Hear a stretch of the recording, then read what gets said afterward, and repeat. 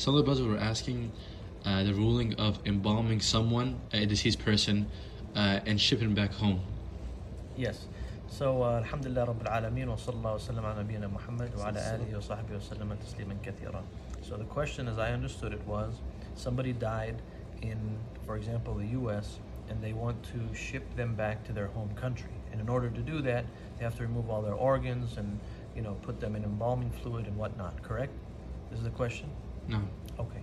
So, in short, and I'm going to explain afterwards, inshallah, but in short, this is la yajuz, is not permissible. Because first and foremost is that the Prophet ﷺ, he encouraged us to, when a person dies, he encouraged us to quickly bury that person. So he said,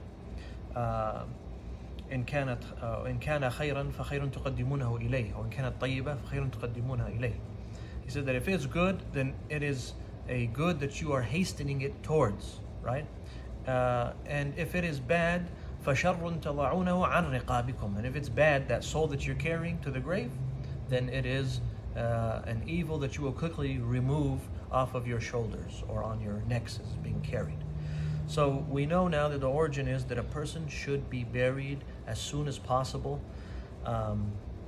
when they die. Unless, they die and you're going to transport them quickly nearby or their village is nearby somewhere. Correct? No. Then on top of that, you have a hadith of the Prophet ﷺ in which he said, كسر عظم الميت ككسره حيا. Okay, yeah, كسر عظم الميت ككسره حيا. So breaking the bone of a deceased person is like breaking it while he's alive. Meaning just like you'd receive sin in breaking a person's bones while they're alive, it is similar that you receive sin when you're breaking their bones while they're dead. So the question has to be asked that what happens to this person when they die? As you know firsthand, your dad works in that field, or he helps many Muslims in this area, is that he said a lot of times we'll go to the coroner's office or the mortuary, and the person will just be laid out on a metal stainless steel table, exposed and naked. So we believe the same thing, that even when we wash the bodies, we don't remove all their clothes, we still keep their auras covered. So when they go to these coroner's office or these mortuaries where they do the embalming and they do this preparation of the body for shipping, not only do they have to just remove all of their clothing and leave them laying there in this shameful manner, they cut open the chest, right, and they start sucking out all the organs. They're going to either pull them out, they're going to suck them out with a vacuum, I don't know how it works.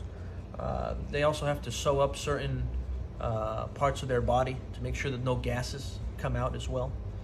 So we would say, isn't doing this to the deceased body worse than breaking a person's bones while they're alive?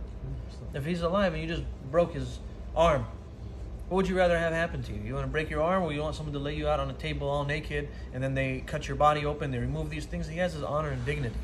So for those reasons, we would say that first and foremost is against the sunnah, because it is dishonoring the body, it is mutilating the body, and that person has his dignity and has his honor while he's alive, so he should have it while he's dead.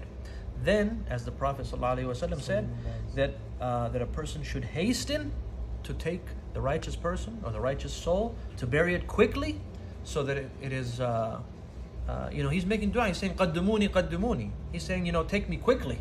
When the malaika come to him and they tell him, لَا خَوْفٌ عَلَيْكُمْ وَلَا أَنْتُمْ تَحْزَنُونَ.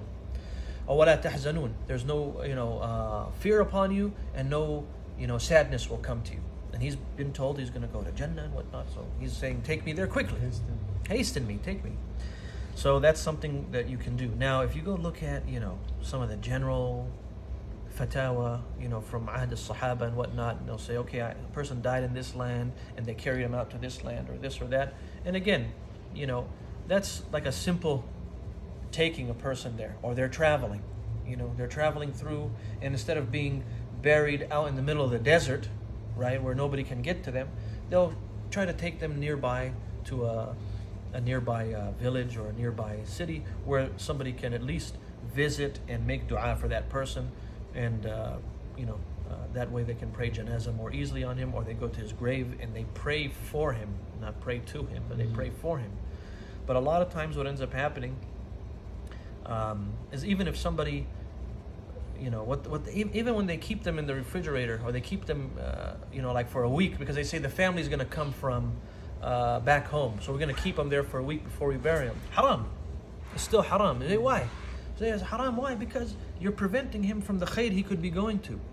Because he's saying, I want to go to the grave, right? The Prophet ﷺ encouraged that you bury them quickly. And on top of that, what's going to benefit the deceased is that you pray for him. You can pray for him when he's in the grave. You can go there and pray Salat al-Janazah, as the Prophet ﷺ did when there was a lady that used to sweep the masjid, right? And then the next morning, the Prophet asked about her and said, I didn't see her. They said, oh, at night she died. He said, then tumuni. Didn't you guys, seek my permission or let me know? He said, well, it was as if the Sahaba, were like, okay, well, she was just the lady that used to sweep the mosque, right? Like, it wasn't like somebody well known or important. And the Prophet ﷺ, and that also goes towards his, wonderful character.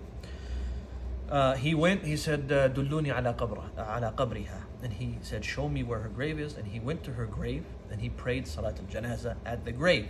So if a parent comes late, he shouldn't have his son or daughter wait in the refrigerator, laying there naked in this little drawer, with a little towel over them, in order to be buried for that. No, bury the person, and if you need to pray on them, you can pray later. This is what I have in the matter. May Allah subhanahu wa ta'ala allow us to follow the sunnah and make us sincere.